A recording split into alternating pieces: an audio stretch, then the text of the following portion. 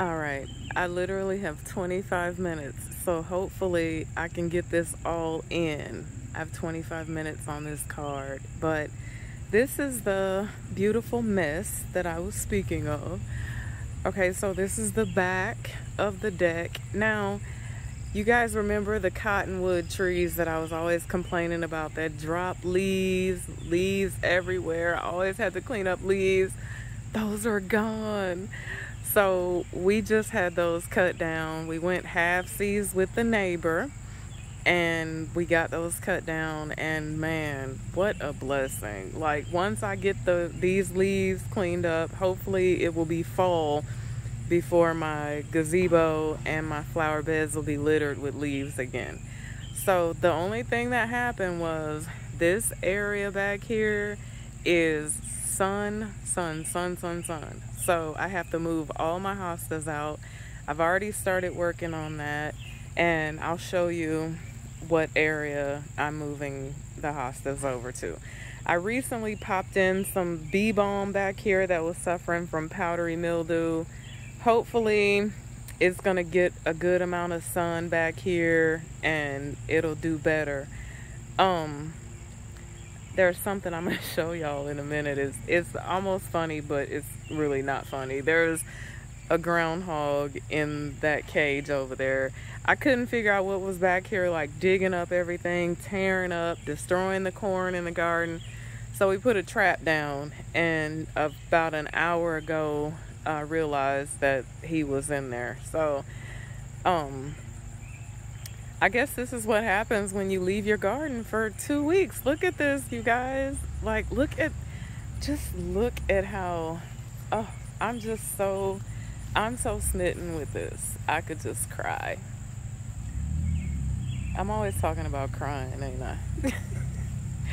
Okay, so my hibiscus bushes, I wish I would have came out here when they were exploded, but this one's starting to slow down. You know, they kind of start to slow down a little bit, but they will continue to bloom all throughout the summer.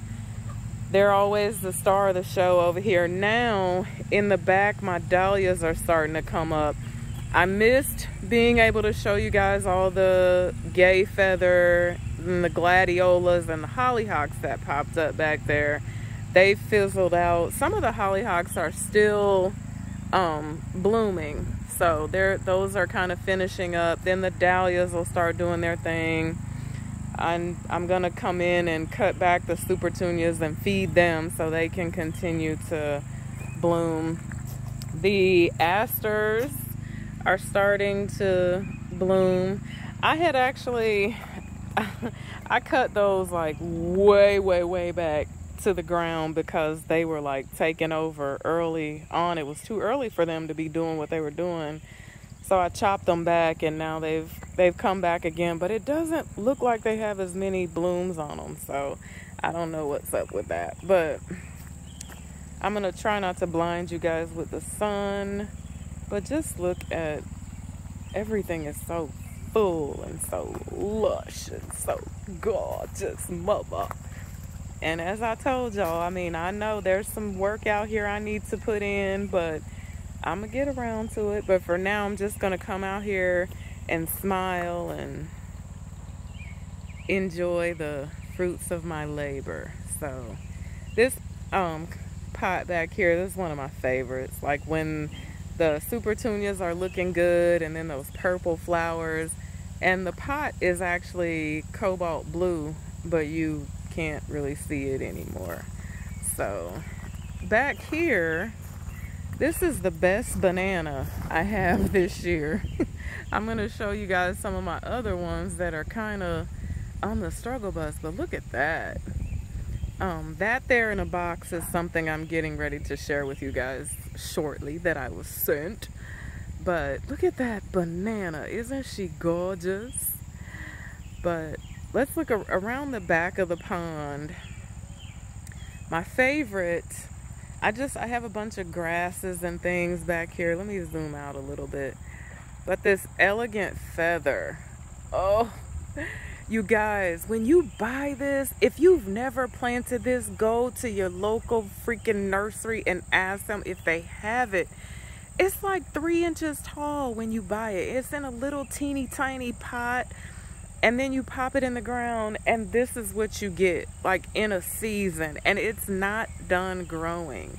It's so gorgeous. It loves this spot right here, but it is just so light and airy. I guess that's why they call it elegant feather. The appropriate name for it is eupatorium, though. So if you go and you ask for elegant feather and they're like, yeah, we don't know what that is, ask for eupatorium.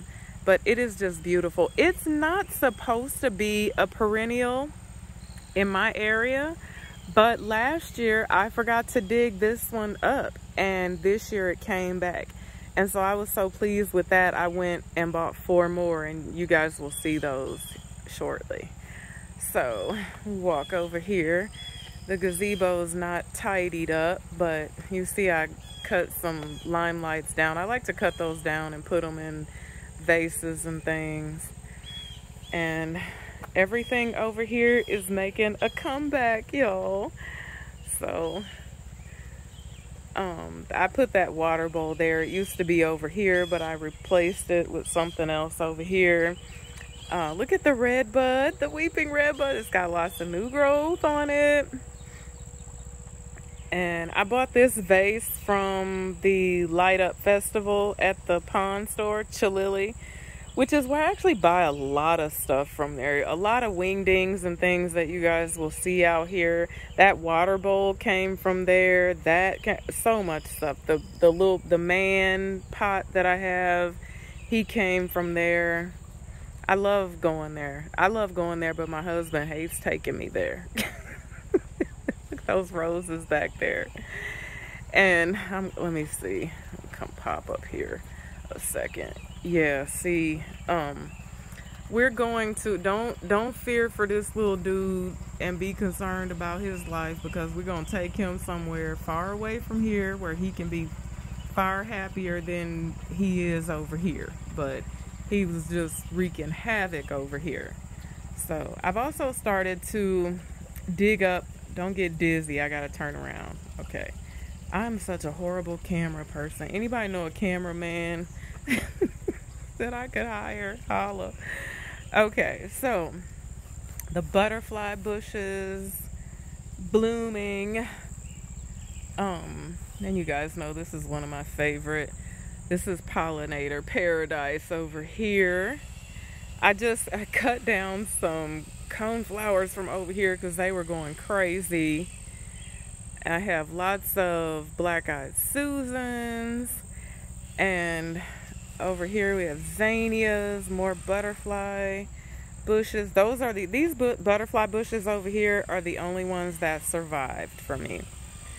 So I cut down my hops vines from over there and planted some moonflowers in there because the hops vines got choked out by Virginia creeper. Virginia crept in and choked out my hops. So I chopped them all the way down, and of course they're starting to grow back again. But it was a win-win because at least I get to have moonflowers over here, and those are some of my favorites. I love them because they only open up at night and they smell amazing. Now this is a Harry Lauder's walking stick that I rescued from the Home Depot. And when I tell you, this thing had literally like 6 leaves on it, you guys. I brought it home. It started leafing out. I was like, oh my goodness, it was looking so beautiful. And the Japanese beetles came along and they just, oh my goodness. If you don't know what beetle damage looks like, it's like, you see this stuff right here, that's what they left behind. But it's bouncing back. It's making a comeback, and all this down here has flushed out since the beetles went on about their business. So these double play doozies over here, oh, I love these because they show out for the entire season. And I'll come in every now and again and I just clip them back a little bit, but they're always pretty. Even when they don't have these pink flowers on them, they have this like reddish, like pinkish red new growth. And especially if you keep cutting them back, and they just stay gorgeous. Now this pot right here is a situation that's kind of getting out of control, but I need to come in and maintain it. But I love it. It's one of my favorite planters this year. I have purple heart, sweet potatoes, purple fountain grass that I didn't know was going to get that tall. And there's actually a Carl Forrester in there, which will stay there forever. So that tree right there is new. It's a chas tree, and it blooms purple flowers. So let's go mosey over yonder. Oh, again, this area here, which is starting to flush back out. I had cut down the Nepeta probably like about maybe 2-3 weeks ago or whatever. It's starting to bloom again, but I notice I have a little bit of slug damage over here. Other than that, I have nothing to complain about. Like this, remember me telling you guys I wanted this to fill in and just be lush and beautiful so that you really couldn't see what was going on back there. You actually had to like kind of venture off into that area, mosey around there. And look at this. I mean, how can you not appreciate like the breeze and the grasses are blowing? It is just so beautiful. The birds chirping. My husband is over there drilling on the fence, but I'm able to easily tune that out. Typically, I would have some jazz playing while I'm out here, but I don't want to get a music strike, so I love this. Look at the dude with the hairdo over there. He just gives me my life. And that hops vine on that trellis right there is making a comeback from the Japanese beetles as well. All right, shall we go? Oh, let's go this way. Okay. Okay,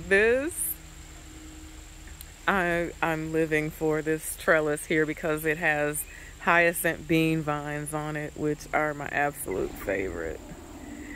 So everything's my favorite, huh?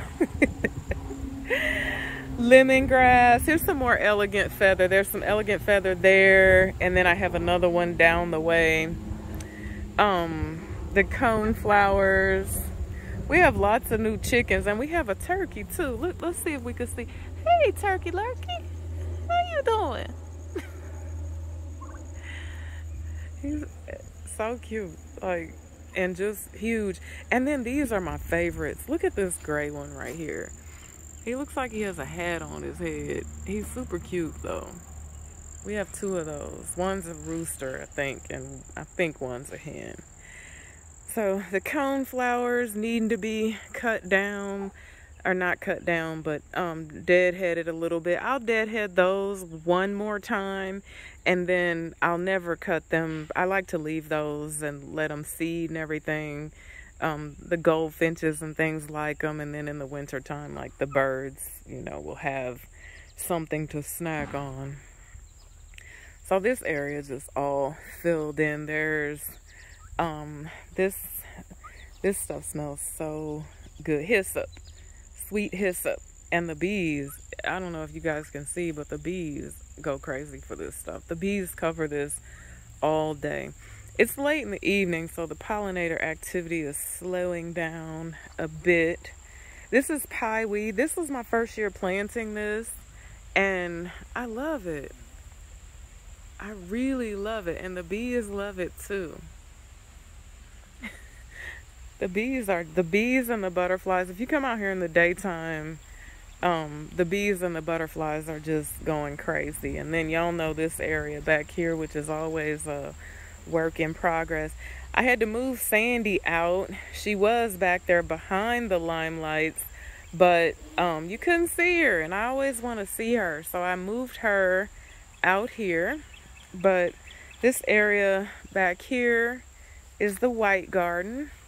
I'm trying not to run overtime, but look at these. Oh God, look at these limelights, you guys. Look at the, I gotta go in here. Okay. I gotta go. We're not gonna venture off too deep back into the white garden, but I just gotta show you guys. Look at these. Oh my goodness. How beautiful, right? look at that. I can see these from my kitchen window, and I just will stand in the kitchen window and just look back here, and I'm just like, oh my God, how freaking glorious. I just put that fountain back here not long ago. It looks like it might be needing some attention amongst many other things that would like my attention.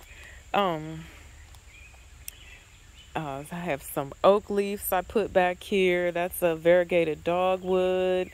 I have some, these are snowball viburnums. Those are the ones that kept getting overrun with aphids.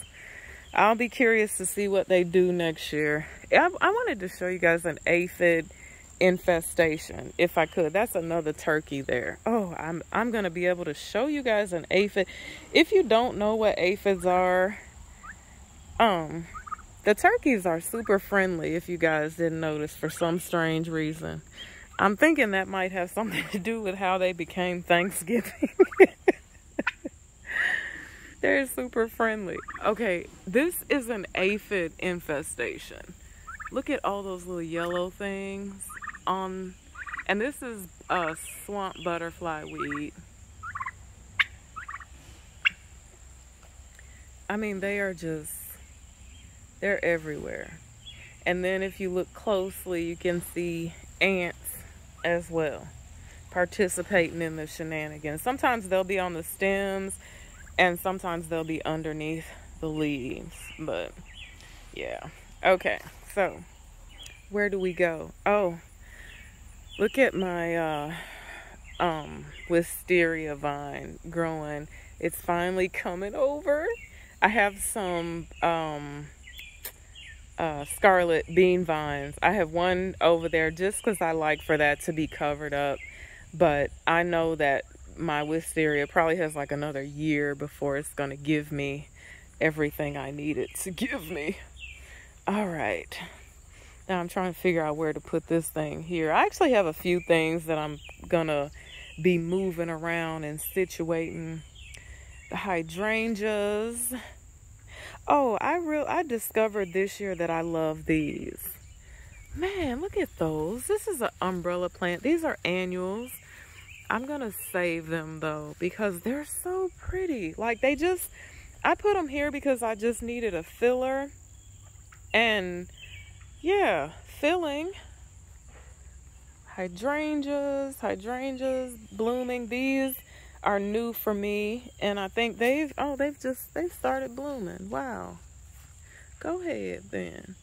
And it looks like I need to relocate my hands, don't I, you guys? Because I've put so much mess in here. I'm deciding what I want to replace the foxgloves with. My husband and I went to the nursery day before yesterday, you guys. It was date night, and he took me to the nursery. I requested that. And you guys would not believe I couldn't find anything I wanted. I couldn't find anything. I was trying to find something to replace those foxgloves with. They didn't have anything I wanted. So I'm like, dang, maybe next date night I'll ask to go back there again. But everybody over here is doing great. We have another limelight here. This limelight is not getting the amount of sun that it would like to be getting. But don't you just love these?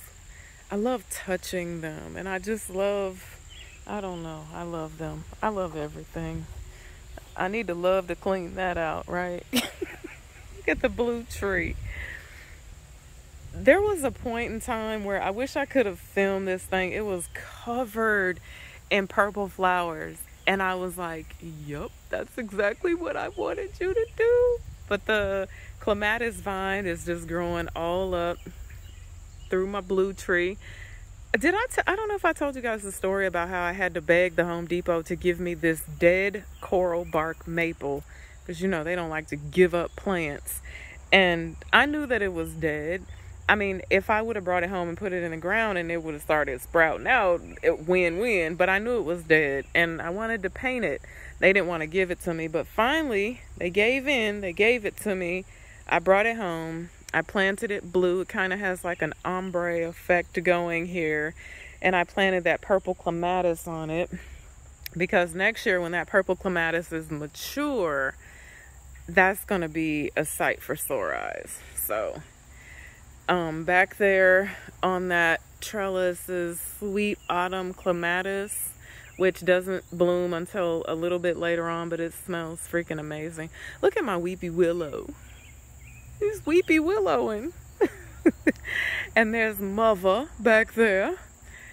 And Hammock Island, which is, I have some elephant. Oh, it looks like a limb fell on my elephant ears. Oh, Lord. See what happens when you don't come tend to stuff. These are 2 other banana trees that I have that are not doing well, because this year we're actually getting less sun back here than we used to. So this is the area that I'm relocating my hostas to. As you can see, I've already started popping some in, popping some different shade loving things in there. I think I need to move that banana tree out of there, that a dwarf one in the middle, because it's not going to do anything great. So, and then this is, oh, look at the Harry Lauder's walking stick that I showed you guys previously. This really got the beat down by the Japanese beetles. But again, when they left, it said, all right, now I can breathe. And all these red leaves, all this is new growth. I had to come out here and breathe life back into it. So I just had my husband dig a hole and pop that lace elderberry in right there that I had in that pot, because since another thing that I got to tell you guys, the bamboo that I told you kept running underneath the fence, my neighbor killed all of that. My neighbor has been just a dream this summer. I brought him back here. I didn't realize that he had never been back here. And I brought him back here one day. And I was like, have you ever? And he's like, no, I've never been. So I brought him back here. And I was like, yeah, so like the bamboo is like choking out all my stuff over here. And, you know, the cottonwood trees are killing me. And so we came to an agreement that we would take care of things this year. And he did that. And I'm telling you, when you have a neighbor that will do things like that, that is amazing. Don't be the type of neighbor that doesn't take care of your situation and doesn't care about your neighbors struggling because of what you have let get out of control. So again, she'll get those leaves cleaned up one of these days, won't she? All right, what else? Did I miss anything? I'm almost out of time. Oh, look at my smoke bush. Oh, look how much that thing has grown. Y'all know I love this tree because it looks like it glows in the dark to me. Like, not even in the dark, it glows in the daytime. Like, it's so beautiful, so interesting looking. So I love that. I love this yard. And thank you guys so much for joining me in my beautiful, peaceful space. And I promise I'm gonna get my act together. I'm gonna do better. I'm gonna show up on YouTube more, and I'm gonna care less about what's going on back here and just let things be what they need to be. So until I see you again, be blessed and bye for now.